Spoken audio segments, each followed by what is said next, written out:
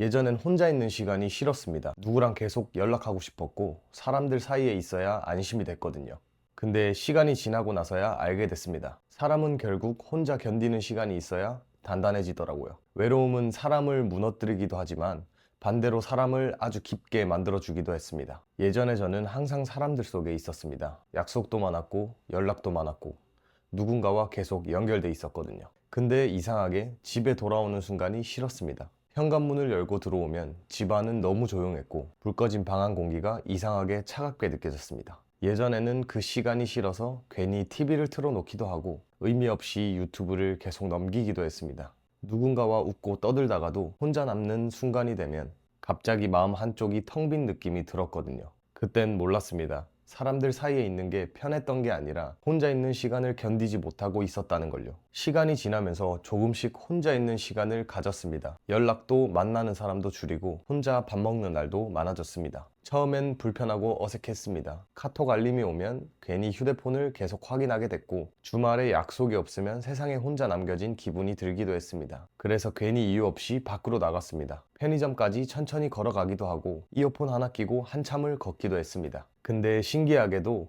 그 시간이 반복될수록 예전에 보이지 않은 것들이 조금씩 눈에 들어오기 시작했습니다. 늦은 밤 불 켜진 국밥집, 횡단보도 앞에 서 있는 사람들, 그 평범한 장면들이 이상하게 오래 남더라고요. 마치 세상은 원래 이렇게 조용하게 흘러가고 있는데 저만 너무 정신없이 살고 있었던 것처럼요. 혼자 걷다 보면 생각이 많아집니다. 앞으로 어떻게 살아야 할지, 나는 어떤 사람이 되고 싶은지. 예전에는 늘 사람들 속에 있으면서 그 생각들을 덮어두고 살았던 것 같습니다. 근데 혼자 있는 시간이 길어질수록 억지로 외면했던 감정들이 천천히 올라오기 시작하더라고요. 솔직히 되게 불편했습니다. 사람은 시끄러운 곳에 있으면 잠시 자기 자신을 잊을 수 있거든요. 하지만 조용한 시간 속에 오래 있으면 결국 자기 마음을 마주하게 됩니다. 저는 그 시간이 무서웠습니다. 하지만 이상하게도 그 외로운 시간을 견디다 보니까 조금씩 스스로를 이해하게 되더라고요. 마치 어두운 방에 오래 있어야 작은 빛도 보이기 시작하는 것처럼요. 그 시기에 유명한 철학자 쇼펜하우어의 문장이 오래 남았습니다. 고독은 위대한 정신의 운명이다. 예전에 저는 그 말이 되게 차갑고 외롭게 느껴졌습니다. 근데 시간이 지나고 나니 조금 이해하기 시작했습니다. 사람은 혼자 있는 시간 속에서 비로소 자기 생각을 하게 되더라고요. 계속 사람들 속에만 있으면 정작 자기 자신 목소리는 듣지 못하고 살 때가 많습니다. 그리고 저는 그 시간을 지나면서 알게 됐습니다. 외로움은 나쁜 감정이 아니라는 걸요. 오히려 혼자 견디는 시간이 길어질수록 사람은 더 단단해지더라고요. 과거에 저는 누군가의 말 한마디에도 흔들렸습니다. 연락도, 표정도, 사소한 말 하나에도 마음이 휘청였거든요.